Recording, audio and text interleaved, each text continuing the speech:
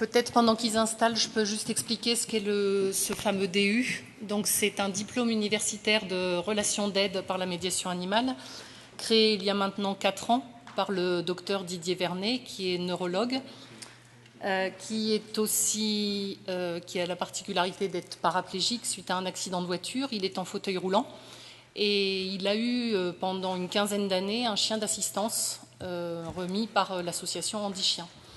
Et la présence de sa chienne, parce que c'était une femelle, a amené beaucoup de choses dans sa pratique médicale et beaucoup d'interrogations par rapport à la médiation animale. Donc lui, il est parti du chien. Le diplôme universitaire s'adresse à toute personne travaillant dans la médiation animale, chien évidemment majoritairement, cheval, âne, ferme pédagogique, depuis peu lapin et autres animaux. Et c'est surtout, ce diplôme est avant tout pour donner des outils et une philosophie de comment on travaille avec des personnes en difficulté, physique, mentale, morale, et avec un animal, dans une relation triangulaire que je vais vous présenter à travers ce programme. Mais vous ne voyez rien. Ça arrive. Donc sur la sclérose en plaques et le cheval, ce programme a été mis en place en même temps que le démarrage du DU. Donc pour l'histoire, j'ai fait ce DU. J'étais donc stagiaire sur le programme sclérose en plaques et cheval qui démarrait. Je peux commencer même sans les diapos. C'est un laboratoire pharmaceutique qui a lancé cette demande, cette proposition, qui était aussi mécène, enfin financier, ça vient de la guerre.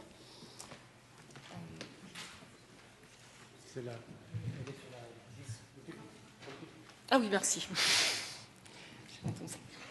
Donc un laboratoire qui souhaite mettre ce programme en place avec le cheval. Didier Vernet est en plus tourné vers le chien, a demandé ce que ça se passe avec le chien, mais ça n'a pas été possible. Donc j'arrivais à ce moment-là, donc parfait. L'association, une association a pris un peu en charge cette expérience. En fait, je vais vous montrer à la fois les côtés positifs de cette expérience et les côtés plus difficiles, je vais dire négatifs, mais aussi plus difficiles. Et dans le montage, il y a entre autres le fait qu'il y a 2 associations. Il y a l'association ARDRA, qui est l'association du docteur Vernet, association de recherche et développement pour la relation d'aide, qui permet de recruter les bénéficiaires, qui sont des personnes indépendantes. Et le centre équestre qui nous reçoit est également une association. Voilà. Donc c'est un petit peu, ça pose des fois quelques soucis. Donc le diplôme, je viens de vous en parler, et donc nos bénéficiaires sont des personnes atteintes de sclérose en plaques à des degrés de handicap variés. Peut-être faut que je vous précise que la sclérose en plaques est une maladie neurologique évolutive avec des handicaps invisibles. On ne voit pas toujours qu'on est malade. La fatigue, ce qu'on appelle la fatigabilité, est un des symptômes les plus importants, mais aussi les troubles cognitifs, les troubles visuels, de la déglutition et des problèmes sphinctériens. Ça, c'est pour les invisibles. Les visibles, c'est le fauteuil roulant, les cannes, une main ou un bras qui ne fonctionne pas bien, etc. Donc ça donne C'est pas une maladie facile, elle est évolutive. Pour nous, c'est très compliqué parce que dans la structure, notamment, nous avons très peu de moyens par rapport à tout ce qui vous a été montré, notamment ce matin, sur le matériel adapté. On est en grande difficulté dans le centre équestre où on est. Donc notre montage, ARDRA, l'association, des personnes ayant une CEP, des accompagnants bénévoles, on y reviendra, et un centre équestre. Et donc tout ce petit monde-là fonctionne ensemble. C'est ma triangulation sur laquelle on reviendra plusieurs fois.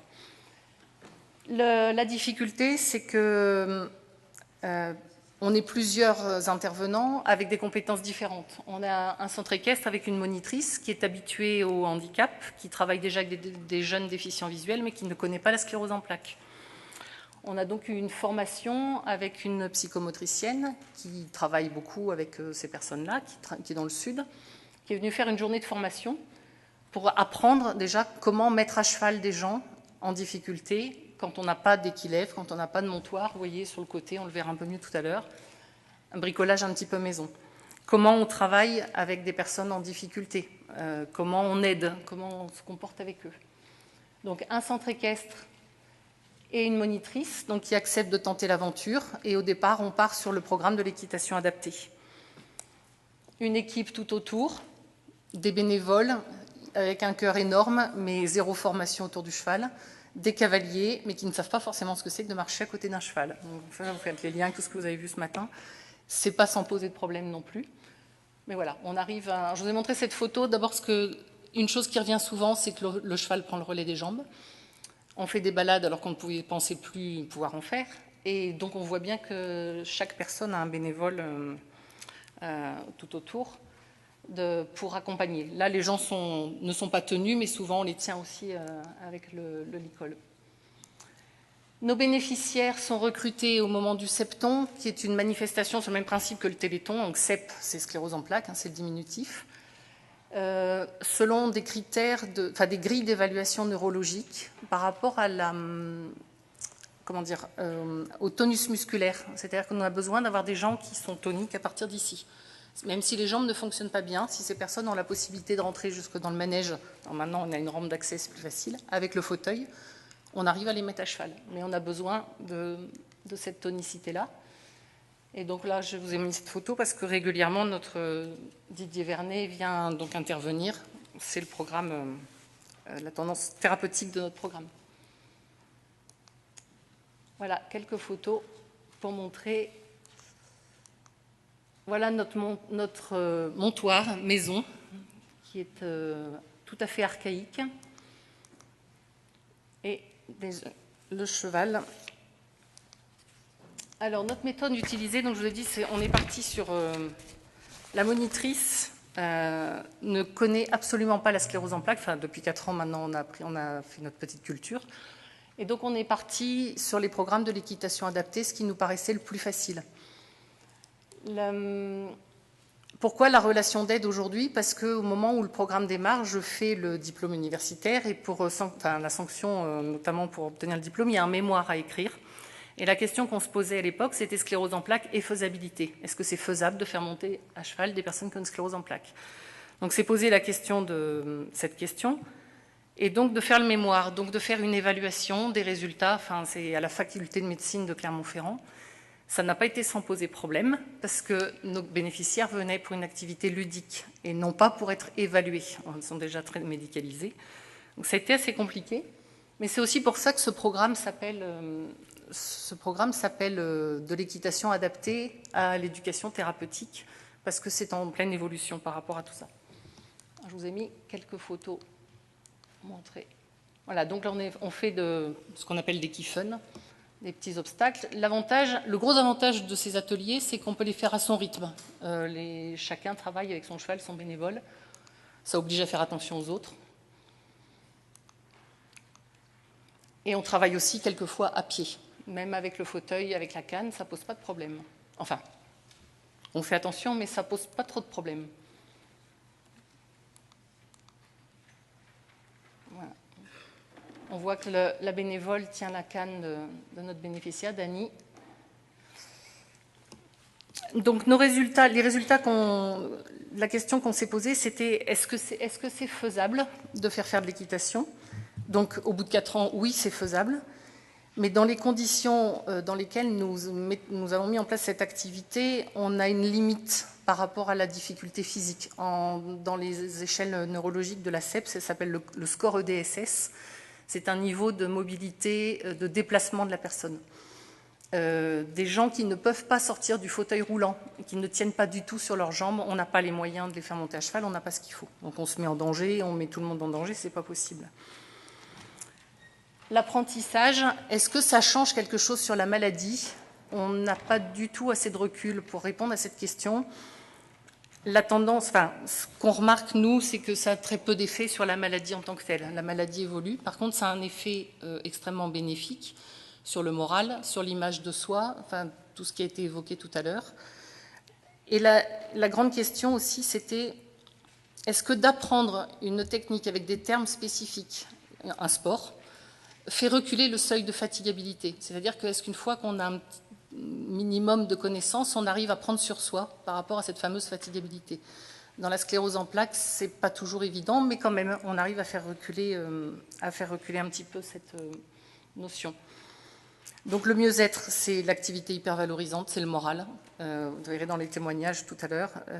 Le regard des autres, la fierté, un regain social, c'est des gens qui sont très isolés, rejetés de leur profession, de leur famille, et un mieux-être familial également. Donc bénéfice, le regard des bénéficiaires sur leur propre maladie est meilleur aussi, parce qu'on n'en parle pas beaucoup.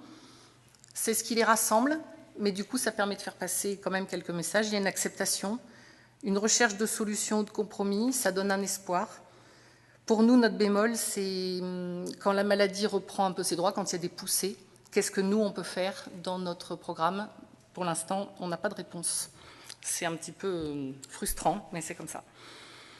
Donc la sclérose en plaques est une maladie, comme je vous l'ai dit, évolutive, imprévisible, et c'est assez compliqué de ne pas savoir ce vers quoi on va aller. On a deux dames cette année qui ont arrêté, qui étaient au démarrage du programme, parce que la fatigue a pris trop le dessus et on ne pouvait pas répondre à leur état physique.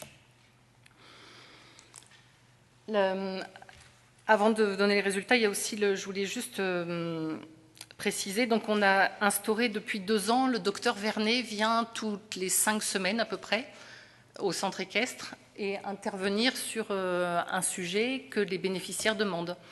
Donc on a travaillé, par exemple, on a appelé notre terme maison la tournette.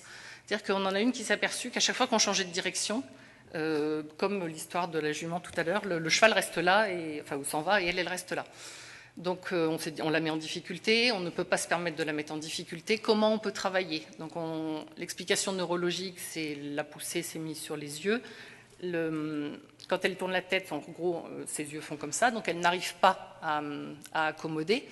Donc il faut trouver des solutions pour faire des grandes courbes, mais surtout pas une volte de 10 mètres.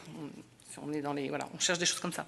Une autre s'est rendue compte qu'elle a eu un accident de voiture l'été, et en fait, elle a un problème de ce qu'on appelle de disconnexion calleuse. C'est-à-dire que l'information, quand elle a les 2 mains sur les rênes, l'information ne passe pas. Je ne vais pas vous faire un cours sur le cerveau, mais entre l'hémisphère droit et l'hémisphère gauche. À cheval, elle a le même problème. Si elle a les 2 mains sur les rênes, son bénévole qui lui parle, la monitrice qui donne une explication, et moi qui arrive en lui disant « mets-toi un peu plus ton bassin en arrière » ou je sais pas quoi. Enfin, c'est la tempête dans son cerveau. Elle ne comprend plus. Donc elle ne monte plus qu'avec une seule rêne, enfin les mains dans une seule rêne. Ça a tout changé. Voilà. On essaie de faire tout le temps des ponts entre ce qu'ils vivent et comment nous, à cheval, on peut améliorer le quotidien. Je vous ai mis quelques témoignages. Je vous les passer vite, mais qui donnent un peu c'est quand même nos bénéficiaires qui en parlent le mieux. Donc Evelyne, qui est à cheval, ne monte plus aujourd'hui. Elle était donc en fauteuil roulant. Elle venait dans le manège avec 2 cannes. Et la fatigue est devenue trop importante. Elle n'ose plus sortir de chez elle, se déplacer pour venir. Mais elle est venue quand même pendant 3 ans. Voilà. Donc c'est aussi son témoignage qui est là. Toutes les personnes qui sont là continuent aujourd'hui. Je vous les passe un peu vite, mais je crois que vous les avez dans le programme. Et Dany, qui est donc fait du travail à pied avec son fauteuil roulant, qui est aussi avec une canne de temps en temps, ne vient plus non plus. Mais là, c'est pas la CEP qui a pris le dessus, c'est d'autres problèmes de santé. Mais à nouveau, on ne peut pas répondre à son état de santé. Ça devient trop dangereux, donc on ne peut plus. Excusez-moi, je reprends mes petites notes. La chose la plus importante dont on s'est rendu compte en dehors de nos bénéficiaires, c'est nos bénévoles. Des fois, on se dit c'est les bénévoles qu'on devrait mettre à cheval et aider. C'est une boutade entre nous, mais vraiment, on s'est rendu compte que pour être confortable dans un programme, que ce soit d'équitation adaptée ou de relations d'aide par la médiation animale, il faut que les accompagnants, les valides, sachent au moins de quoi ils parlent et ce qu'ils font. Donc on a fait une journée complète. Aujourd'hui, on se dit qu'il faudrait 3 jours pour apprendre à marcher à côté d'un cheval, pour apprendre quelles sont les règles de sécurité autour d'un cheval, pour apprendre qu'est-ce que c'est d'aider la personne sans être envahissant. On a aussi fait 2 heures sur ce que c'est que la sclérose en plaques, comment on est quand on a une sclérose en plaques, pourquoi quand on s'adresse à quelqu'un avec un grand sourire, il vous renvoie un visage très très colérique. C'est les troubles cognitifs, c'est pas forcément qu'elle vous en veut la personne, c'est que voilà, l'information est comme ça. Qu'est-ce que c'est que la fatigabilité? C'est quoi les signes avant-coureurs? Des fois, ça tombe dessus de la seconde à la suivante. Comment on fait pour prévenir ça? Comment on aide une personne qui ne peut pratiquement plus marcher mais qui ne veut pas l'admettre? Il faut être là sans être envahissant. Il faut gérer la frustration de la personne. Ce n'est pas évident. Donc, formation des bénévoles obligatoire. Proposer un programme équitation ou relation d'aide, les deux mélangés. Ça, c'est des histoires de positionnement des différents professionnels. Docteur Vernet et moi-même, on est plus dans la relation d'aide. Catherine, notre monitrice, est monitrice d'équitation.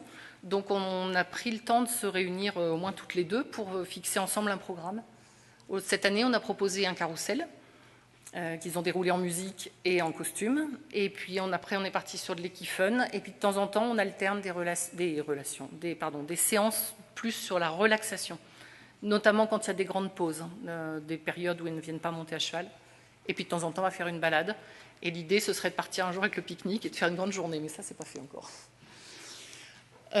Pour cette activité, le laboratoire nous a nous a lâchés, mais nous avons eu le soutien de la Fondation Sommer depuis 2 ans maintenant, encore pour une année. Et l'objectif est d'écrire un cahier des charges précis sur comment se déroule l'activité. Ça va de tout l'administratif, l'administratif, le recrutement des bénéficiaires, la formation des bénévoles et ce qu'on peut proposer.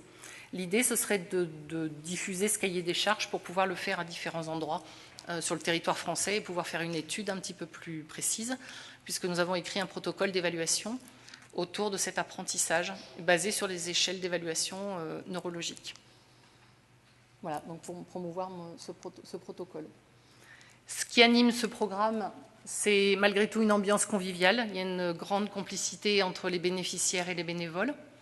On a un groupe cette année qui a plus de mal à trouver sa place, c'est plus compliqué. On a des gens qui sont clients, qui c'est un dû, et qui viennent faire du cheval. Donc il faut là aussi trouver nos positions. C'est malgré tout une bonne équipe, on se soutient. On reste sur une proposition ludique parce qu'on a aussi besoin de légèreté, de prendre du bon temps et de penser à autre chose que la maladie. Voilà, on voit que les bénévoles, des fois, se retrouvent, quand on est nombreux, il y a des moments où on peut lâcher un petit peu. Donc l'avenir, c'est avant tout une animation dans laquelle on donne une orientation, éducation thérapeutique, non pas par rapport au cheval, mais par rapport à la maladie, par rapport à la sclérose en plaques. Parler de sa maladie, trouver des solutions, l'évoquer, trouver un mieux-être. Ça, c'est le rôle du docteur, de Didier Vernet. Tout en conservant la convivialité, ne pas tomber dans trop de thérapie trop médicalisée. Ben voilà, je fais exprès de mettre un peu des mots. Et de conserver les échanges entre nous, c'est très important. Ça permet à chacun de reprendre sa place, de donner ses souhaits, d'exprimer ce que chacun a envie de faire et de trouver des accords entre tout le monde. Voilà. Nicole, qui est ici, était la moins. On n'a pas du tout aucun handicap visible, que des handicaps invisibles, est allée monter dans un autre centre équestre où elle a pu pratiquer le galop et le trot. Parce que ce que je ne vous ai pas dit, c'est que la plupart de nos travaux se font au pas. Elle a pu pendant 6 mois, en tout cas, profiter de son apprentissage de l'équitation, vraiment, de devenir une cavalière. C'est un peu plus compliqué maintenant. Voilà. Merci beaucoup.